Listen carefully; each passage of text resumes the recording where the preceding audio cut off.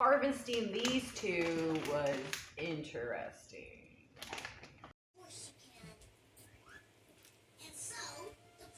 What are we doing today? I don't know, but my adults look good. Yes. What are you making? Breakfast sandwiches, scrambled eggs, sausage, bacon, cheese. Ow! And, yeah, and then we're gonna work out and vacuum seal some deer.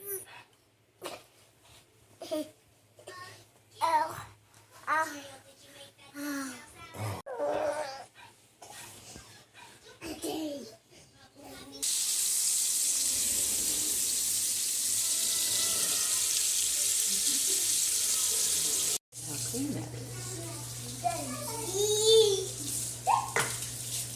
Yeah.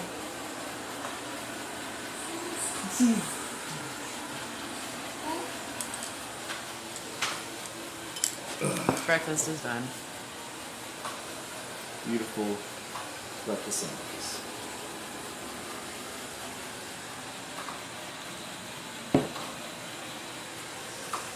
Matt grills just plain breakfast sausage. Yep. Plain breakfast sausage. There's like American sliced cheese, plain egg, and just white bread. Super, super simple, but super enjoyable. Just finished my killer breakfast sandwiches. Oh, did you see how sweet that was? Gotta digest those, watch some Grinch, and then workout time. Pre-workout. Is that yours? That smells funny.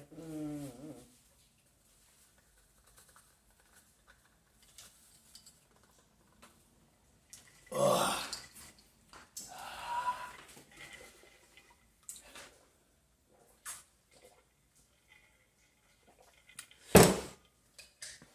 Now there's no wait time. Just get to it.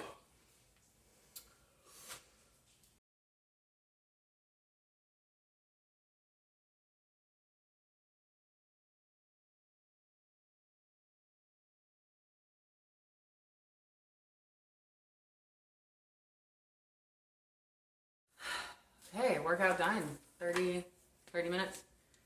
I didn't even keep track. I think that was 30 minutes. Mine was 30 minutes. 30. But now it's off to get clean, etc. Maybe an NAP for her. And then we're going to get to the meat of the day.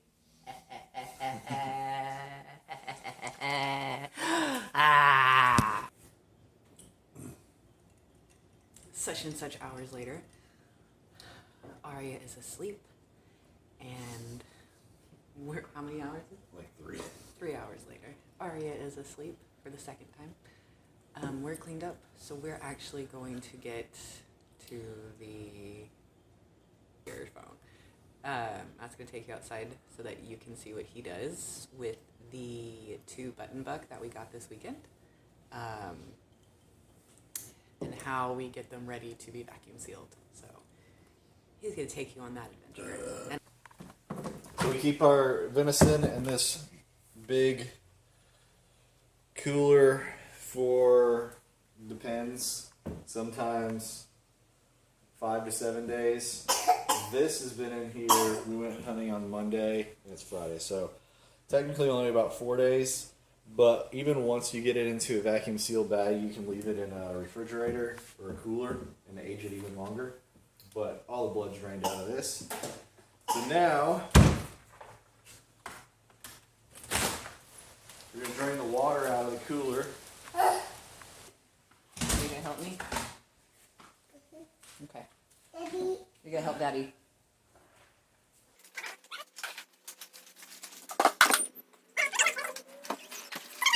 Oh, can you make sure it's closed?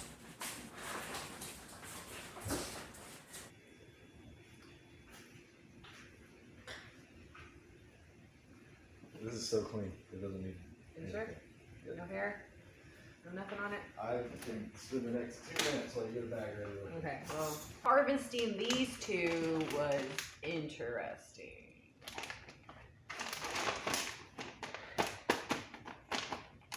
we went out Monday morning, but not like super early. We got there at like what, 7? Yeah. 7:15. No, we got to the stand at 7:30, which is when the feeder goes off. Yes. And you have to walk in. So as we were walking in, Matt thinks he hears hogs to our left. And so we look at that direction to see if there's hog there. That's a bedding area that I have seen many hogs at. I actually went and walked into a bedding area in that same thing and sat on the ground with 6 piglets. Do a video of that. Yeah, and I was like, insert here. Alright, so I'm out here hog hunting, and I heard some hogs in this brush. So came in, see what I could find.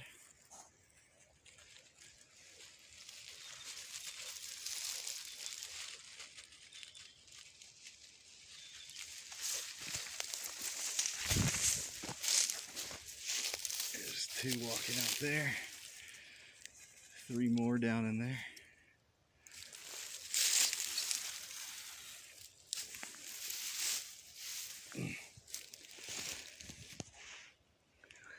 Hope I don't piss off the mom that's sure to be very close by.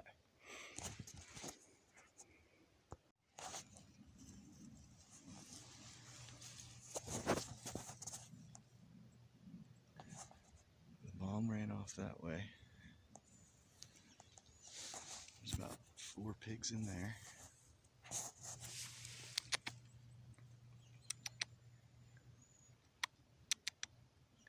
This one's interested. Probably just pick that one up. Little baby bacon.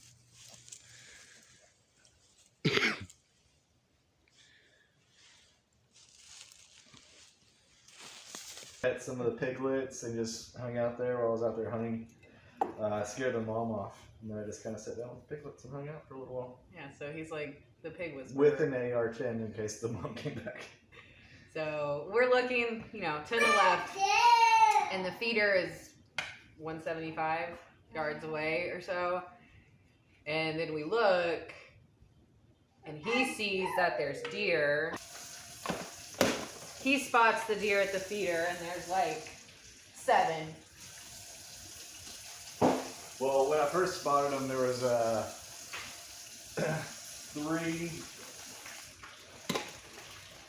3 deer and a mature buck. And then as I was watching, 3 more antlerless walked in. I say that because we identified them later that some were doe and some were button. So,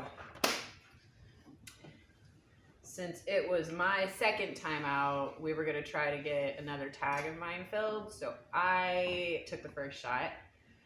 Pretty sure it went under the doe I was aiming at. But they just kind of scattered. They didn't really run off. And they then ran into... They didn't really run away. One ran into the clearing. And Matt was already set up to take a shot, so he did. And the antlerless one I shot, which looked like a decent sized doe, turned out to be a button buck.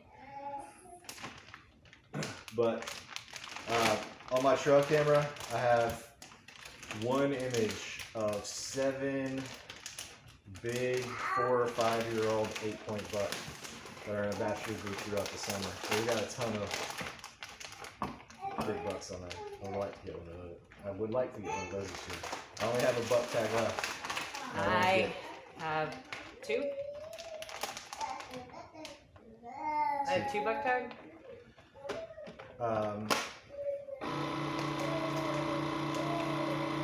After confirmed his, and we confirmed I didn't hit anything, we went on a stalk. We went, took a walk in the woods. Elaborate on your miss. In what way? So she has her 30-06 zeroed at 100 yards. Oh, yeah. and it was a good shot at 100 yards with it. She was shooting off a shooting stick. First time standing. No. So the previous week, she had shot her first doe at 100 yards, sitting in a blind with a shooting stick, heart shot. And she was aiming for the shoulder, so she hit like 2 inches low from where she was aiming. And the, inner boob, like that. Basically, yeah. Actually, I was aiming here, shot her here. So I asked her where she was aiming. Turns out she hit like 2 inches low from where she was shooting. So I said, aim just a little bit higher. But what she did at 175, but a 30.6 is probably going to drop another 2 or 3 inches with the extra 75 yards. I haven't looked at the ballistics to tell you exactly how much it's going to drop. We didn't think to do that. I wasn't thinking about drop at that point because I didn't need to think about the drop. Because the first deer, I didn't think about the drop until after. After I took the shot and stuff is when we started having the discussion about the dropping. So, it would have been a good shot if it had been closer. Would have been perfect. So yeah, we go frolicking through the woods. With rifles, you know. Walking around in fields, we go through some of the areas where we're pretty sure they've been bedded down before. At one point, Matt sees something red, like a rusty color. I end up seeing it as well, so we try to get closer, but it runs away. Neither of us know what it was. What did you think it was? I think it was either a big pig or a huge coyote. Basically, not a deer. I saw it from about 75 yards away, and I didn't have my rifle with me, so I couldn't look through my rifle. I didn't have binoculars. The binoculars that I had sucked. I didn't really find prints or anything either, just because like everything is in that area. Yeah, really tall grass. All we saw was where it was bedded. And it was a big bedding area, which leads me to believe it was a red pig, because we've got a lot of hogs out there. Most of them are black, but I've seen white and black ones, brown ones, red ones. So it just looked too big to be a coyote. It was 200 pounds, I'd say. Yeah. And you said it smelled like pig. Yeah. When we I got can over always there. smell pig when I walked up on this pig bedding area. Because he's been in a pig bedding area before. You know what they smell like. So, we then cross over a little stream, which puts us on the far right side of where we had been earlier and where the blind is. So that means we're coming back into that same field where the feeder is. So we are walking quietly because it's been maybe an hour by now? Yeah. It's been an hour since we had those first shots and we had kind of like scared everything in the area. So we were basically just like, let's go see if they came back because they didn't seem too freaked out by us the first time. Like when I went in there just to see if I could find a blood trail from the deer that I missed, another deer was still like standing right there to see if someone was going to come in. And then she just kind of like leaped and ran off. Like she was very not afraid. Let's say that.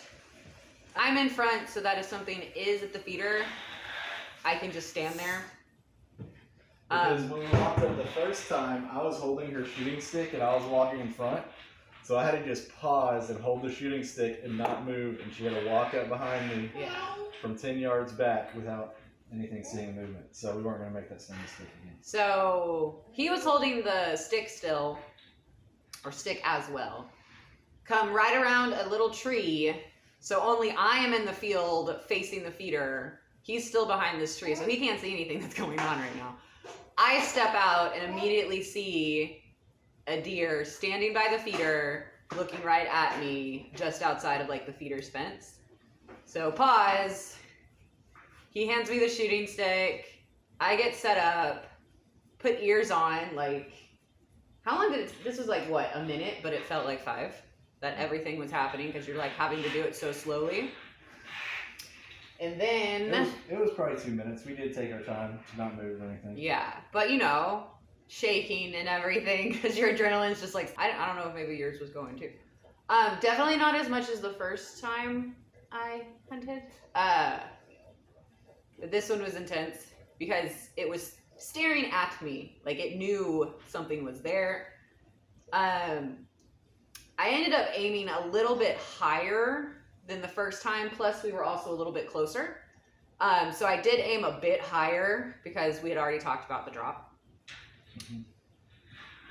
He did, like, it did not move the entire time I was getting set up too, which was pretty crazy, which was fortunate too, that he didn't move. Took the shot. I don't see him do anything. I take the shot and then I look and the deer's not there anymore. But pretty confident that I had hit something. And yeah, we walk up because it's like all these trees are in the way as well. So we're walking up slowly because if he is just out of the way, you know, we don't want to spook him anymore and make him run even farther and then make it even more difficult to find him. Walk.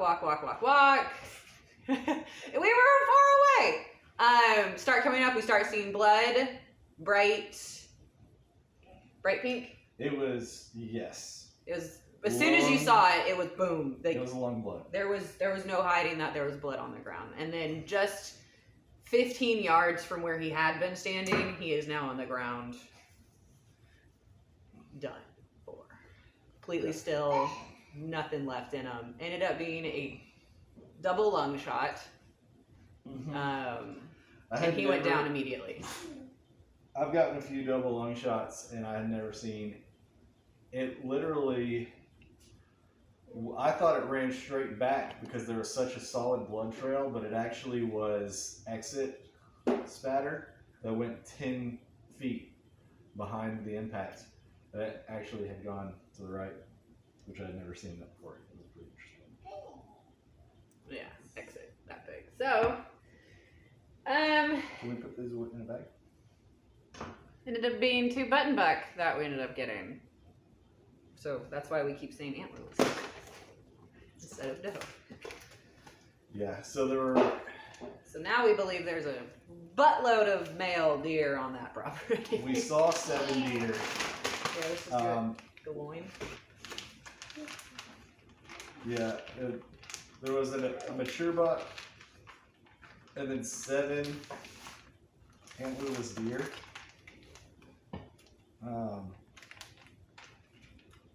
So it's kind of would be a large coincidence if just the 2 deer that we shot were both button buck. So I'm wondering if it was a bunch of button buck hanging out together since the rut started. 2 button buck are safely and securely tucked away, or about to be tucked away, in our deep freezer. Huge bucks only. Okay. Here they are. Now they're gonna go in the freezer. Okay. Deer venison has been vacuum sealed. Now it's venison, now it's vacuum sealed. Now it is venison, now that it's vacuum sealed. It's been vacuum sealed. It is in the freezer. We are full up, kind of, unless we take stuff out of it. There's a couple bags of ice. Yeah, there's ice and a deer head in there. Be ready for that one. We are picking up Corbin, and then we are going to get Mexican food and margaritas, because that's what you do after a day of vacuum sealing venison. Yep. So, yay! Because it's still Friday, and we usually go out to eat on Fridays anyway, so we're still keeping with it.